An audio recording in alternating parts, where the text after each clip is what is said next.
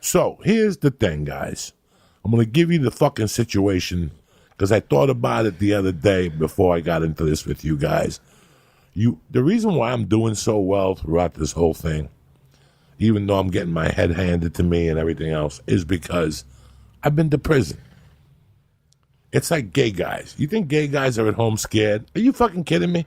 Gay guys don't give a fuck. They already went through the HIV and herpes. They got sore throats every day, gay people.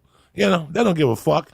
There's a gay bar that was still open. They had a fucking ticket them. Oh, yeah, they had a ticket them the other day. Gays don't give a fuck. They canceled the parade. That you fucked up their year already. You fucked up their year already. They've been having HIV for years. The corona, they just nod at. Bah! It's just a sore throat. Who needs your lungs anyway? You know what I'm saying? We do what we do. But prison is it teaches you how to kill time in your mind and not to be bored. And for the first couple days, I was running around with a chicken without a head, you know. But I went back to my prison days.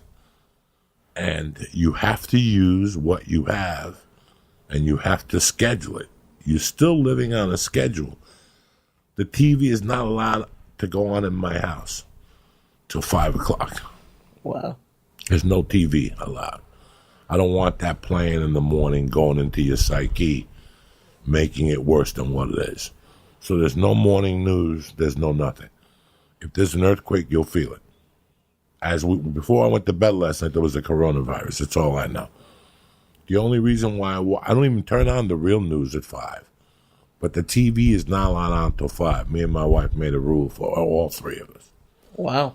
All right, no TV till 5, which really means 6. Because it's dinner time. Because I watch the 6 o'clock news, and then I watch World News Tonight. And by 7, I'm shitting pickles already. Now I'm scared all over again. So what you need to do is just, you got to break up your day. And divorces are going up. They're going to go up after this. You have to give people their personal space. I can tell my wife is starting to lose in some aspects, you know, but I'm also been giving her my personal space. We don't have a big house, but I'll sit in that office entertained. I have a lot of work to do in that office. So this week, what did I do?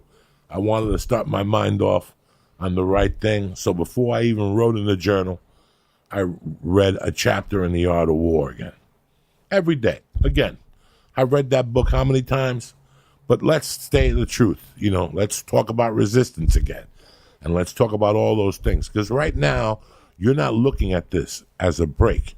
You're looking at this as an opportunity to heal and go out there stronger. Heal and go out there fucking stronger. You know, I've thought about this since March 2nd. I've been thinking about this. What's next? Who knows? What's this? Listen, forget about all that. When your construction site is going to open again, whatever the fuck you're doing is going to open. They'll contact you. You open. Until then, there's nothing you could do. There's no sense of calling them up and driving them crazy. And I know we all got bills and everything, but it looks like it's time you're going to get on the phone and make deals with people, with your car payment people. Let them know what's going on. Just let everybody around you know what's going on. Just sit down one day for 3 hours and call everybody and say, look, I figured out my budget and what I could do. And instead of sending you $280, I could send you $140. Ain't nobody going to say no to you. At this time right now, ain't nobody going to say no to you guys. Trust what I'm telling you. You're giving them a little something. You're giving them a little something, you know. If you can't pay the rent, but you give them a quarter, it's better than not giving them nothing. Also think about them. You're broke, but also think about them. So if you owe them $400 and you don't have the 4, but you show up with a 1, ain't nobody going to be mad at you. You know what I'm saying? Ain't nobody going to be mad at you. Everybody knows right now what's going on. So that's the most important thing. Stress will lower your fucking immune system and you'll fucking catch this thing anyway. All this shit, if you let it get to your mind, it'll break you down. You guys know what I'm talking about. A lot of you guys have hit me up and told me you suffer from depression.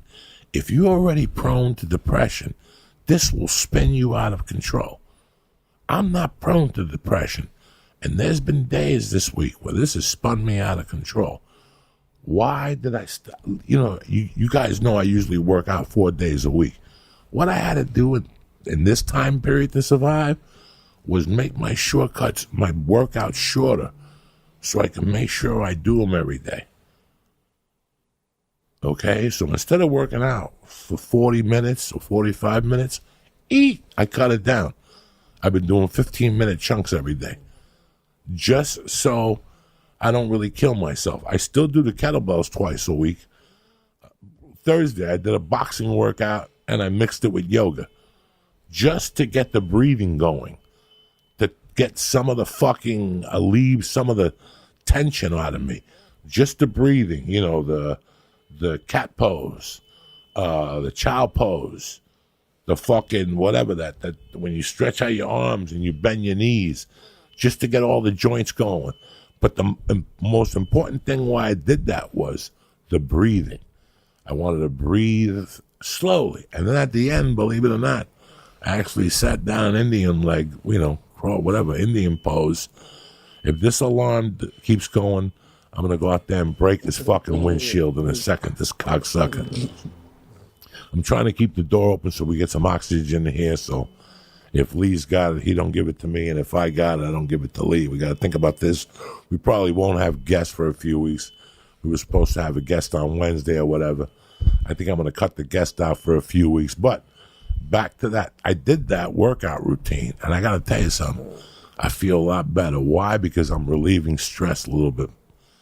My shoulders aren't as hard. I can't lie to you guys. I think Tuesday or Monday I was hitting the bag at one point, and I thought I was going to fucking have a heart attack. Just from all the thoughts of what's going to happen were going through my mind. I don't know. I'm a little bit different. For me, like a lot of my depression or anxiety comes from, I should be doing this. There's more. Everyone else is doing better than me. This and that. This, like, something like this where I literally have no control over it. I had a little trouble sleeping the first week. But other than that, like, I kind of feel like it kind of sort of freed me up. Like, I've done some things that I've been meaning to do for years. That's what this is about. That's what this is all about. This is all about knowing that your life is not going to be how it used to be. Drop that idea. Drop that notion. It's all going to change. And it doesn't take a fucking Houdini to tell you. If this goes till the mandatory shutdown is till April 20th, okay? Wow. Mandatory shutdown. It's fucking the 23rd of March. We still have another close to a month without doing anything, guys.